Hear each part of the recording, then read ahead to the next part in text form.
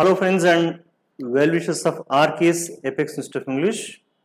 Once again welcome to our RK's Apex YouTube channel. As usual today we shall see two more important words from newspaper. Two more important words. And look at the headline. GST slashed, people get more money in pockets. GST slashed. People get more money in pockets. బాగుంది ఇదేదో, అంటే ఇక్కడ GST తగ్గిస్తున్నారు, దానివల్ల ప్రజల జోబుల్లోకి డబ్బులు వస్తున్నాయని లెక్క అంతా కూడా. సరే, ఇది పక్కన పెట్టి ఈరోజు వర్డ్ ఇది చూద్దాం. స్లాష్. స్లాష్ అంటే ఏంటి? స్లాష్ అంటే ఫ్రెండ్స్ రెండు రకాల అర్థాలు ఉంటాయి. ఒకటి కోయడం, గాయం చేయడం, అంటే ఏదైనా కోయడం లేదంటే గాయం చేయడం. ఇంకొకటి న్యూస్ పేపర్స్లో మనం చూసే స్లాష్ అనే దానికి అర్థం టు రెడ్యూస్ సంథింగ్ డ్రాస్టికల్లీ, అంటే గణనీయంగా ఏదైనా ఒకటి తగ్గించడం అనమాట. ఇక్కడ ఎక్కువగా కాస్ట్ కానీ ప్రైస్ కానీ లేదా ఒక సంస్థలో స్టాఫ్ని కానీ దేన్ని తగ్గించడాన్ని స్లాష్ అంటాం. Slash slash slash. Okay, one way the meaning is to cut with a sharp blade or weapon. The other way another meaning here is to reduce something drastically. Okay, with what combinations we use it? Generally we call them collocations. Okay, learning the word is not enough, but with what kind of words we use them, I mean along with the other words, the word combination is very important. Generally we call them collocation. See, slash prices, ధరలను తగ్గించడం. Slash cost, ఖర్చులు తగ్గించడం. Slash spending, okay ఖర్చు తగ్గించు. Slash jobs, ఉద్యోగాలు తగ్గించు. ఇక last one slash with a knife, కత్తితో కోయడం. ఇలాగ ఈ combination slash prices, cost, spending, job, ఇలా అంతా కూడా. Look at some examples. Shops slash prices during year end sales, అంటే సంవత్సరాంతపు చివరిలో చాలా షాప్స్ ధరలు తగ్గిస్తూ ఉంటాయి. అంటే ఉన్న స్టాక్ అంతా అయిపోతే కొత్త స్టాక్ తెచ్చుకోవచ్చు కదా. Okay, because of that reason shops slash prices during year end sales. The company slashed cost to survive the crisis. Crisis అంటే కనుక విపత్తు, సంక్షోభం, లేదంటే ఆర్థికంగా వచ్చేటువంటి ఒక ఒడిదుడుకులు. దాని నుంచి బయటపడడానికి, సంక్షోభం నుంచి కంపెనీ ఖర్చులని తగ్గించుకుంటుంది. The company slashed cost to survive the crisis. ఇదే కదా చాలా కంపెనీస్ చెప్తున్నాయి. So they are applying layoffs, I mean removing many employees. So the company slashed cost. Slash spending. The government plans to slash spending on luxury projects. అంటే విలాసవంత ప్రాజెక్టుల పైన కొంచెం తగ్గించాలనుకుంటున్నంత కూడా. Just like Rishikonda palace, అంటే అలాంటివి ఫర్దర్గా వెళ్లకుండా కొంత చర్యలు తీసుకుంటోంది. The government plans to slash spending on luxury projects. So slash jobs, ఉద్యోగాలు తగ్గించడం. The factory slashed jobs due to automation. Automation అంటే ఈ ఆర్టిఫిషియల్ ఇంటెలిజెన్స్ వగైరా రావడం వల్ల ఆ వర్క్ ఒక మెషిన్ ఆటోమేటిక్గా చేస్తుంది. ఇక్కడ automation I mean it doesn't require many people to do a job. One AI machine is enough to complete that, అంటే అది కంప్లీట్ చేయగలుగుతుంది. So the factory slash jobs due to automation. Slash with a knife. The thief slash the bag with a knife, అంటే ఆ బ్యాగ్ని కత్తిలో కోసుకొని పట్టుకెళ్ళిపోయాడు. So the thief slash the bag with a knife. Like this my dear friend, slash very often you come across in the newspapers. Just focus on it. And we will learn one more word today. Modi may skip UN meet in New York for US tariff row. ఇక్కడ మోడీ మే skip UN meet అంటే United నేషన్స్లో జరిగే ఒక సమావేశం అతను వెళ్ళకపోవచ్చు, miss అవ్వచ్చు. ఎందుకంటే కనుక ఈ టారిఫ్ ROW రావు అంటే గొడవ, వివాదం.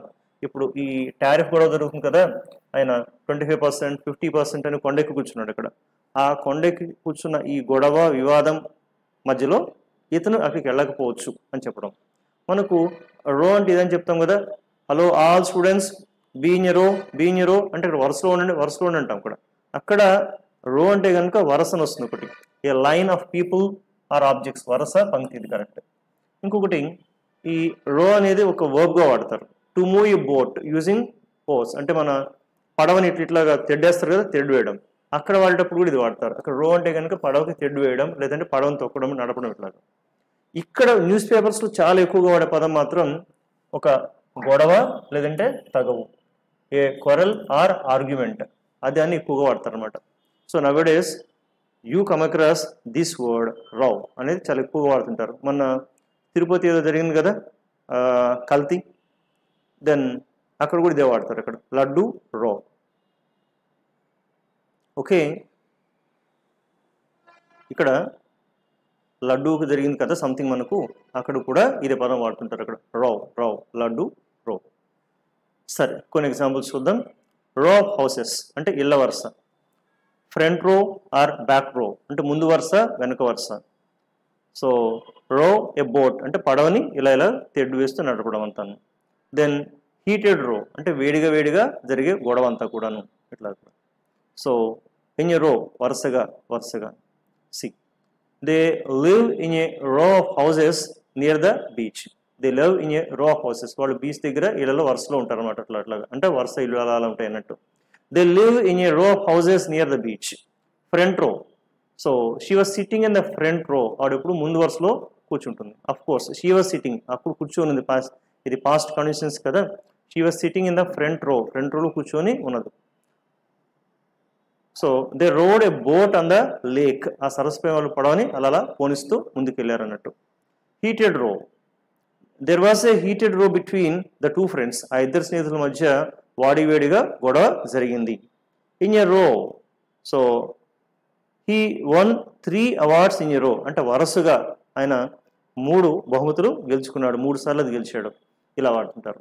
కానీ ఈ అన్నిట్లో కూడా ఈ గొడవ వివాదం అనేది చాలా ఎక్కువగా వాడుతుంటారు. ఓకే, సో గొడవ వివాదం అనేది ఎక్కువ వాడుతుంటారు ఇక్కడ. క్లియర్? సి దాని మీద ఇంకొన్ని వర్డ్స్ చూద్దాం. రో డిస్ప్యూట్, క్వరల్, గొడవ ఆర్ తగువు. See there was a row in the parliament over the new tax bill అంటే ఆ కొత్తగా ట్యాక్స్ గొడవ బిల్లు తెచ్చారు, కొత్త పని, దానిపైన పార్లమెంట్లో బాగా గొడవ జరిగింది. ద ఫిల్మ్ స్పార్క్డ్ ఎ రో because of it's controversial scenes అంటే అందులో కొన్ని వివాదాస్పద సన్నివేశాలు ఉన్నాయని చెప్పి ఆ ఫిల్మ్ పట్ల చాలా గొడవలకు దారితీసింది అది. దెన్ ఎ రో broke out among students during the college elections అంటే ఆ కాలేజ్ ఎలక్షన్స్లో గొడవలు చాలా విద్యార్థుల నుంచి గొడవ చెలరేగింది. రో బ్రోక్అవుట్ అంటే కనుక చెలరేగడం అని వస్తుంది కూడా, అంటే గొడవ ఏదైనా చెలరేగడాన్ని బ్రోక్అవుట్ ఇట్లా చెప్తారు. So there is an ongoing row between the two companies about copyright issues అంటే ఆ ఇద్దరు కంపెనీల మధ్య రెండు కంపెనీల మధ్య కాపీరైట్ సమస్య తలెత్తింది అనమాట. అది మాదంటే మాదని ఒకరికొకరు గొడవ పడుతున్నారు అక్కడ. Then the decision to cut jobs has caused a row within the organisation. ఆ ఆర్గనైజేషన్లో the decision to cut jobs తగ్గించాలి అనే నిర్ణయంపై పెద్ద గొడవ జరుగుతోంది. So the politicians remarks led to a major row on social media అంటే ఆ రాజకీయ నేత చేసిన వ్యాఖ్యలపైన సోషల్ మీడియాలో పెద్ద గొడవకి దారితీసింది జరుగుతున్నట్టు. ఇట్లా ఈ వర్డ్ని రో చాలా ఎక్కువగా వాడతారు ఫ్రెండ్స్. సో ఇవాళ మనం ఆ 2 వర్డ్స్ ఫోకస్ చేస్తున్నాం, ఒకటి స్లాష్, రెండోది రో. My dear friends and well wishers, hope you enjoy this video. Learning 2-3 words on daily basis. So the request here is, so do watch it till the end and add your comments and give one like, and if possible suggest your friends to subscribe it so that they too can learn different vocabulary words, and at the same time channel also gain some new subscribers. Hope you understand. Thank you. Bye bye.